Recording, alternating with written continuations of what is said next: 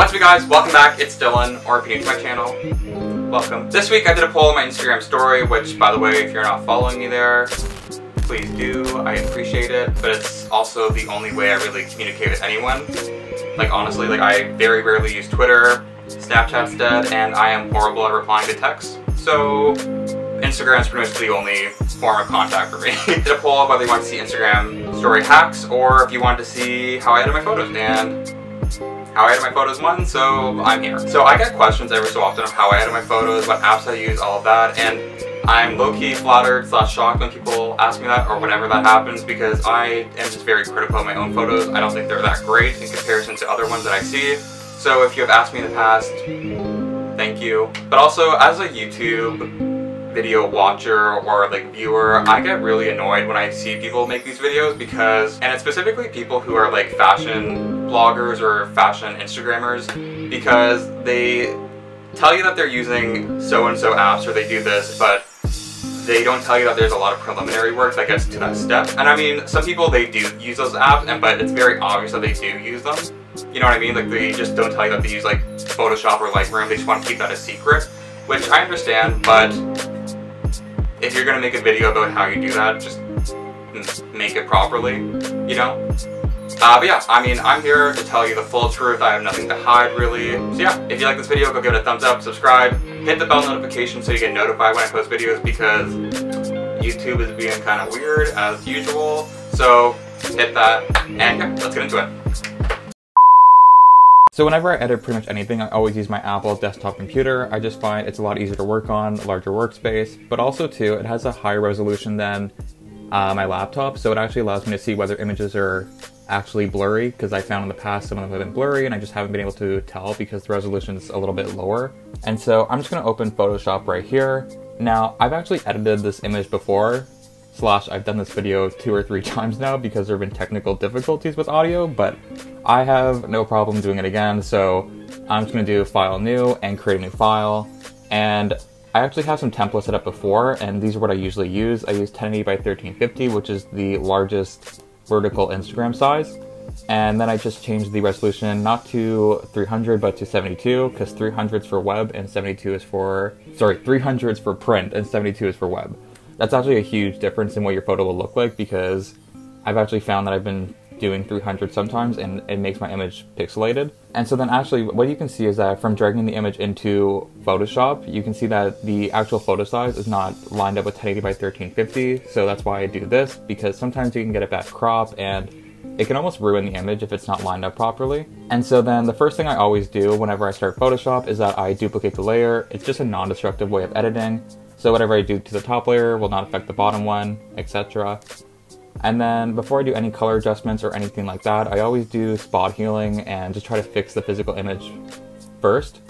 So I will use the spot or the clone stamp healing tool first, just for minor imperfections. It's just really quick, simple, and it's just a guaranteed clean fix. So the cigarette butt that you saw there, it's gone, the rocks, things like that. But for areas like this big line right here, I'll use the lasso tool and then just do edit, fill, content aware, and it just gets rid of larger areas faster. But for areas that are really close to something else, like for the shoe and the line, for example, I'll use the polygon tool and just outline it, and then just go in with the clone stamp tool, and same thing for behind the leg. So this part right here, some people may get mad at me for doing this, but honestly, if James Charles does it and no one has a problem with it, I don't see a problem for me doing it, kind of thing.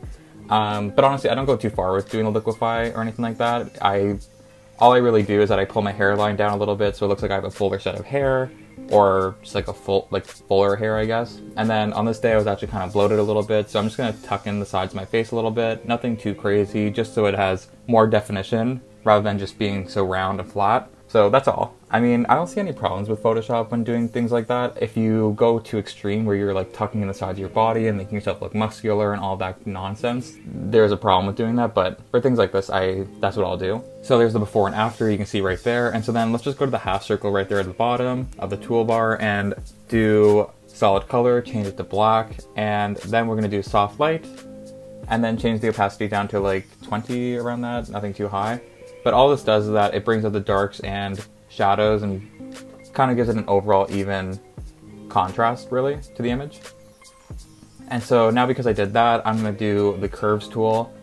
And what this does is that it actually allows the figure to kind of stand out in comparison to the background, because I found just by doing the solid color or any editing really, the figure gets kind of lost with the rest of the background. So I'll just do the curve adjustment tool and kind of make myself stand out. And then just do Command I and fill it in. And so because I do wear sunglasses in almost every single one of my photos, I just click the curves tool and just raise the brightness up. And then I find this actually brings out the reflection in the sunglasses sometimes and just gives it a cooler look, just like a really small detail there. And then finally, when I am done doing the curves and all that, I do hue and saturation. I have found that the curves and hue and saturation are probably the most important things when it comes to Photoshop or any photo editing, because it can really take your image to a whole new level, and I found that's what it's done for mine in comparison to the past. So things like this white jacket right here, I will do the hue and saturation, just click the little hand arrow button and then select the area you want, and in this case it's red. So I just change the hue and bring it more to like a brownish reddish tone rather than the yellow-ish tinge that it had before. And so that's pretty much like really all that goes into doing hue and saturation, is just like clicking the selector tool there, playing around with it. And I'm just going to continue this step pretty much throughout, and I'm not going to really get too much into detail with hue and saturation because it's different for every single image. But all I really do is just play around with the lightness and the hue dial on the top there. That's really it. I don't really touch saturation very often, unless I bring the lightness down to the bottom, and then I have to compensate with the saturation. So that's pretty much it. And so I'm just going to fast forward and just do the rest myself.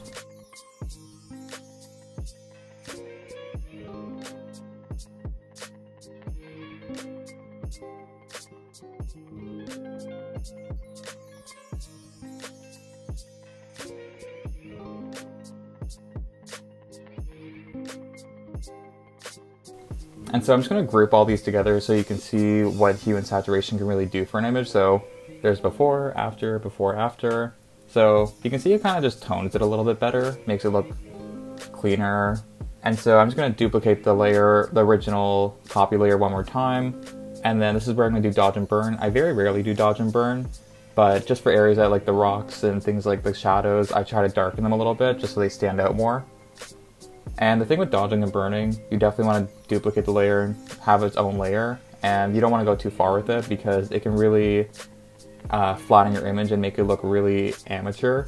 So that's why I do very little when it comes to dodging and burning. Sometimes you see it with some people's images, definitely mine in the past. I've gone too far at dodging and burning and I look at them and I cringe. So definitely try to not overdo dodging and burning. But for things like metallics, I'll try to like lighten those. And actually even sometimes when it comes to metallics or small details, I'll actually go to the sharpen tool and lightly tap on them just so it kind of pulls them out more. And once I've done all that to that one layer, I actually lower the opacity because I found that it's just a little too strong. It kind of preserves the sharpness to the image too.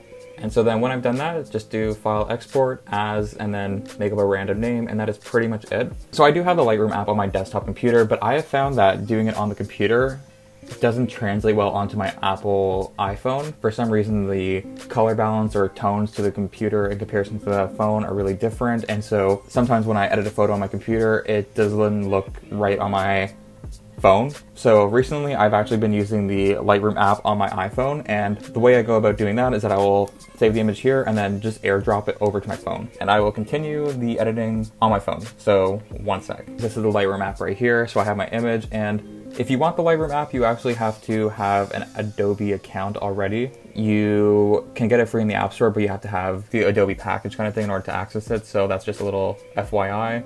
Now, the first thing I always do is I do the color balance, but the eyedropper tool, I try to pick the most neutral or lightest part of the image, and that will pretty much like just do an auto white balance. It's like the easiest way to find the right tone to the image. And then when I do that, it's really just small, minor things where I'll just play with the exposure, try to play with the contrast, lower the highlights, shadows, blacks. It's really a personal eye or taste thing when it comes to these things. But just by doing this alone, it really can elevate your image from Photoshop to editing it in Lightroom. So as you can see, before and after, it really does make a huge difference.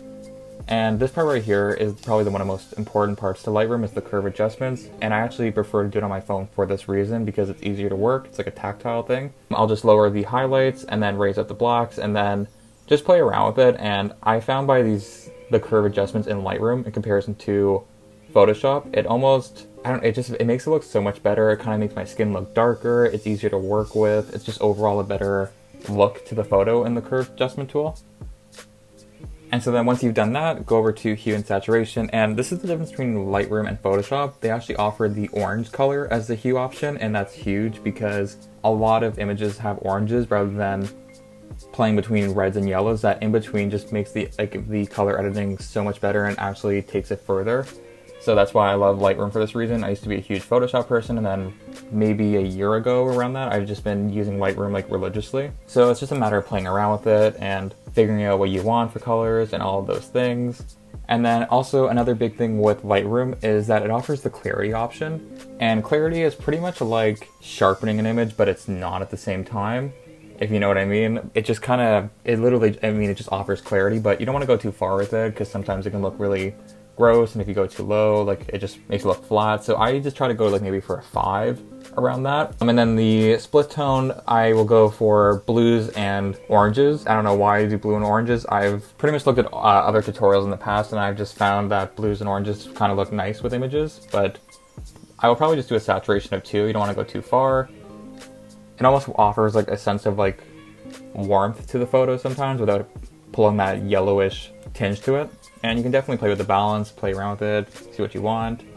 And then enable lens correction. And so that is pretty much it for Lightroom, to be totally honest. Like there's nothing really else besides that. It's just like smaller things. Like really, if you know how to work Photoshop, Lightroom's the exact same. But you can see how the Lightroom took the photo to a next level in comparison to Photoshop. Photoshop, it kind of makes the image look flat. Lightroom, it kind of makes it look a little sharper, cleaner, add some texture to it. So that's why I use it. And yeah, so if you guys like this video, go give it a thumbs up, subscribe, hit the bell notification, all that good stuff. And if you want to see more tutorials or how I do things, do let me know in the comments down below.